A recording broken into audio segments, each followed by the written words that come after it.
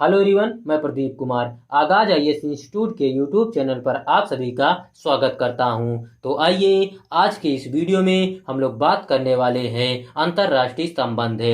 अंतर्राष्ट्रीय संबंध से रिलेटेड यूपीएससी के प्रीलिम्स और मेंस के लिए आज के जितने भी करंट अफेयर के टॉपिक हैं हम आप लोगों के लिए लेकर आए हैं। तो चलिए देखते हैं। तो देखिए, प्रीलिम्स के लिए जो टॉपिक है वह संयुक्त राष्ट्र सुरक्षा परिषद है, G4 देश है, और संयुक्त राष्ट्र महासभा सुरक्षा परिषद में भारत की भागीदारी। और मेंस के लिए जो टॉपिक है वो संयुक्त राष्ट्र सुरक्षा परिषद सुधार की आवश्यकता और संयुक्त राष्ट्र सुरक्षा परिषद सुधार की प्रक्रिया। तो चलिए हम यूपीएससी के प्रीलिम्स और मेंस के इन सभी टॉपिक के बारे में पूरे विस्तार से चर्चा करते हैं। तो देखिए चर्चा में क्यों है, आइए समझते हैं। सुरक्षा परिषद सुधार पर अंतर सरकारी वार्ता में भाग लेते हुए भारत ने संयुक्त राष्ट्र सुरक्षा परिषद सुधार के लिए G4 देशों की ओर से एक विस्तृत मॉडल प्रस्तुत किया है। मॉडल में संयुक्त राष्ट्र महासभा द्वारा लोकतांत्रिक तरीके से चुने गए नए अस्थायी सदस्य शामिल है और वीटो मुद्दे पर लचीलापन दिखाता है। G4 ब्राजील, जर्मनी, भारत तथा जापान वर्ष 2004 में निर्मित किया गया था और सुरक्षा परिषद सुधार को बढ़ावा दे रहा है। तो चलिए अब हम लोग G4 प्रस्तावित मॉडल की प्रमुख विशेषताएं क्या है, आइए इसके बारे में जानते हैं। तो देखिए, कम प्रतिनिधित्व को संबोधित करना मॉडल परिषद की वर्तमान संरचना में प्रमुख क्षेत्रों के स्पष्ट रूप से कम प्रतिनिधित्व एवं गैर प्रतिनिधित्व पर प्रकाश डालता है, जो इसकी वैधता तथा प्रभावशीलता में बाधा उत्पन्न करता है। सदस्यता विस्तार है। G4 मॉडल सुरक्षा परिषद की सदस्यता को मौजूदा 15 से बढ़ाकर 25 से 26 सदस्यों तक पहुंचाने की अनुशंसा करता है। इस विस्तार में 6 अस्थायी तथा 4 अथवा 5 गैर अस्थायी सदस्यों को सम्मिलित करना शामिल है। अफ्रीकी राज्यों तथा एशिया प्रशांत राज्यों से प्रत्येक में 2 नए अस्थायी सदस्य प्रस्तावित है, एक लैटिन अमेरिका और कैरेबियाई राज्यों से और एक पश्चिमी यूरोपीय एवं अन्य राज्यों से। वीटो पर लचीलापन है। मौजूदा ढांचे से हटकर जहां केवल 5 अस्थायी सदस्यों के पास वीटो शक्तियां होती है, G4 मॉडल वीटो मुद्दे पर लचीलापन प्रदान करता है। ये नए अस्थायी सदस्य रचनात्मक बातचीत में शामिल होने की इच्छा प्रदर्शित करने वाली समीक्षा प्रक्रिया के दौरान मामले पर निर्णय होने तक वीटो का प्रयोग करने से परहेज करेंगे। लोकतांत्रिक और समावेशी चुनाव प्रस्ताव इस बात पर बल देता है कि कौन से सदस्य देश नई अस्थायी सीटों पर कब्जा करेंगे। इसका निर्णय संयुक्त राष्ट्र महासभा द्वारा लोकतांत्रिक और समावेशी चुनाव के माध्यम से किया जाएगा।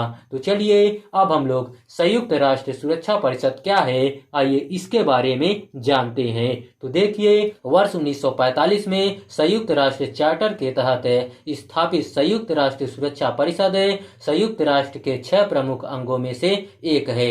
इसमें 15 सदस्य होते हैं। इसमें 5 अस्थायी सदस्य P5 और 10 गैर अस्थायी सदस्य शामिल होते हैं, जो 2 साल के लिए चुने जाते हैं। अस्थायी सदस्य संयुक्त राज्य अमेरिका, रूसी संघ, फ्रांस, चीन और यूनाइटेड किंगडम है। ओपेनहेम के अंतर्राष्ट्रीय कानून के अनुसार संयुक्त राष्ट्र द्वितीय विश्व युद्ध के बाद उसके महत्व के आधार पर 5 राज्यों को सुरक्षा परिषद में अस्थायी सदस्यता प्रदान की गई। सुरक्षा परिषद में भारत की भागीदारी वर्ष 1950-51 है, 1967-68 है, 1972-73, 1977-78, 1984-85, 1991-92 और 2011-12 और 2021-22 की अवधि के दौरान एक अस्थायी सदस्य के रूप में रही है। तो चलिए अब हम लोग संयुक्त राष्ट्र सुरक्षा परिषद में सुधार की आवश्यकता क्यों है, आइए इसके बारे में जानते हैं। तो देखिए,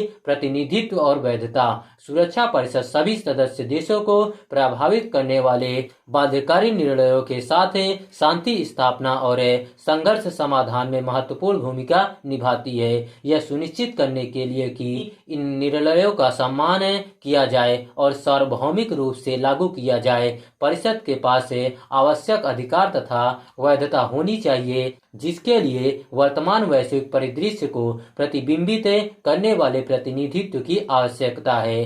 अप्रचलित संरचना सुरक्षा परिषद की वर्तमान संरचना वर्ष 1945 की भू राजनीतिक स्थिति पर आधारित है और वर्ष 1963-65 में मामूली रूप से विस्तारित वर्तमान में विश्व मंच का सटीक प्रतिनिधित्व नहीं करती है। संयुक्त राष्ट्र की स्थापना के बाद से 142 नए देशों के शामिल होने के साथ अफ्रीका, एशिया, लैटिन अमेरिका और कैरेबियन जैसे क्षेत्रों का अपर्याप्त प्रतिनिधित्व है, जिससे परिषद की संरचना में समायोजन की आवश्यकता होती है। योगदान की मान्यता। संयुक्त राष्ट्र चार्टर स्वीकार करता है कि संगठन में महत्वपूर्ण योगदान देने वाले देशों को सुरक्षा परिषद में भूमिका निभाने का अवसर प्राप्त होना चाहिए। यह मान्यता कई अस्थायी सीटों के लिए भारत, जर्मनी और जापान जैसे देशों की उम्मीदवारी को रेखांकित करती है, जो संयुक्त राष्ट्र के मिशन में उनके सार्थक योगदान को दर्शाती है। वैकल्पिक निर्णय लेने वाले मंचों का जोखिम है। सुधार के अभाव में निर्णय लेने की प्रक्रिया वैकल्पिक मंचों पर स्थानांतरित होने का जोखिम है, जो संभावित रूप से सुरक्षा परिषद की प्रभावशीलता को कमजोर कर सकती है। प्रभुत्व पाने के लिए ऐसी प्रतिस्पर्धा प्रतिकूल है और सदस्य देशों के सामूहिक हित में नहीं है। वीटो पावर का दुरुपयोग है। वीटो पावर के उपयोग के संबंध में कई विशेषज्ञ और अधिकांश राज्य लगातार आलोचना करते रहे हैं तथा इसे विशेषाधिकार प्राप्त राष्ट्रों का स्वचयनित समूह करार देते हैं, जिसमें लोकतांत्रिक सिद्धांतों का अभाव है तथा P5 सदस्यों में से किसी के हितों के साथ टकराव की स्थिति में परिषद की आवश्यक निर्णय लेने की क्षमता में बाधा उत्पन्न होती है। आज के वैश्विक सुरक्षा परिदृश्य में विशेष निर्णय लेने की रूपरेखा पर निर्भर रहना अनुपयुक्त माना जाता है। तो चलिए अब हम लोग संयुक्त राष्ट्र सुरक्षा परिषद में सुधार की प्रक्रिया क्या है, आइए इसके बारे में जानते हैं। तो देखिए, संयुक्त राष्ट्र सुरक्षा परिषद में सुधार के लिए संयुक्त राष्ट्र के चार्टर में संशोधन की आवश्यकता है। अनुच्छेद 108 में निर्धारित प्रासंगिक प्रक्रिया में 2 चरणों वाली प्रक्रिया शामिल है। पहला चरण महासभा, जहां 193 सदस्य राज्यों में से प्रत्येक के पास एक वोट होता है, को कम से कम 128 राज्यों के बराबर 2/3 बहुमत के साथ संशोधन का समर्थन करना होगा। चार्टर के अनुच्छेद 27 के अनुसार यह चरण वीटो के अधिकार के उपयोग की अनुमति नहीं देता है। दूसरा चरण पहले चरण में मंजूरी मिलने की दशा में संयुक्त राष्ट्र चार्टर जिसे एक अंतरराष्ट्रीय संधि माना जाता है में संशोधन किया जाता है। इस संशोधित चार्टर को सुरक्षा परिषद के सभी 5 अस्थायी सदस्यों सहित कम से कम 2/3 सदस्य देशों द्वारा उनकी संबंधित राष्ट्रीय प्रक्रियाओं का पालन करते हुए अनुसमर्थन की आवश्यकता है।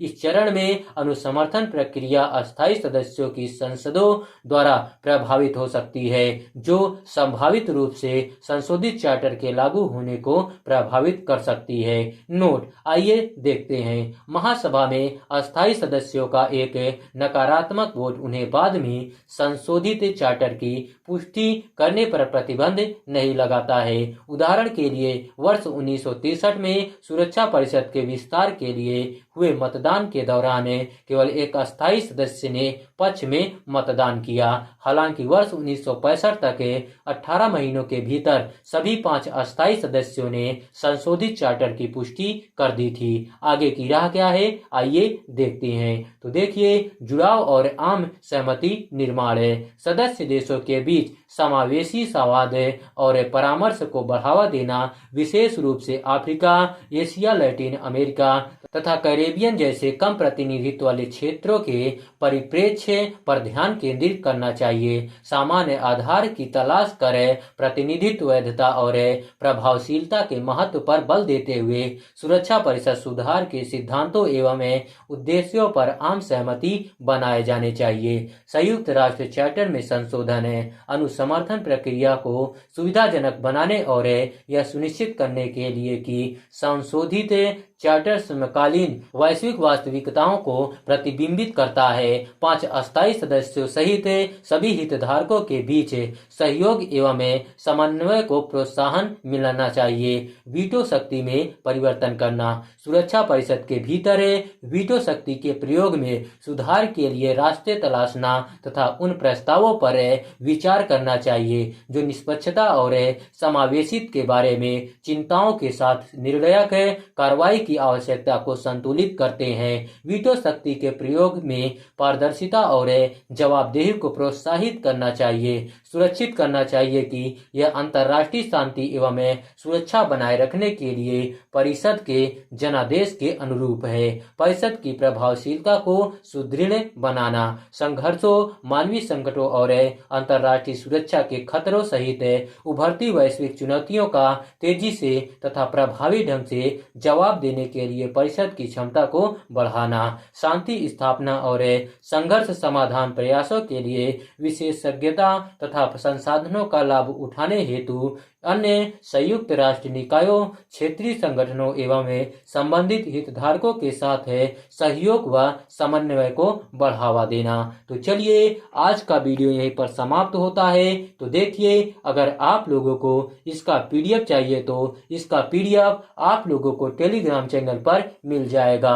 टेलीग्राम चैनल का नाम है आगाज आईएएस इंस्टीट्यूट और टेलीग्राम चैनल का लिंक आप लोगों को इस वीडियो के डिस्क्रिप्शन में भी मिल जाएगा। आप लोग यहां से भी जाकर टेलीग्राम चैनल को ज्वाइन कर सकते हैं और पीडीएफ डाउनलोड कर सकते हैं। तो चलिए अब हम लोग मिलते हैं नेक्स्ट वीडियो में। धन्यवाद। Keep learning, keep growing.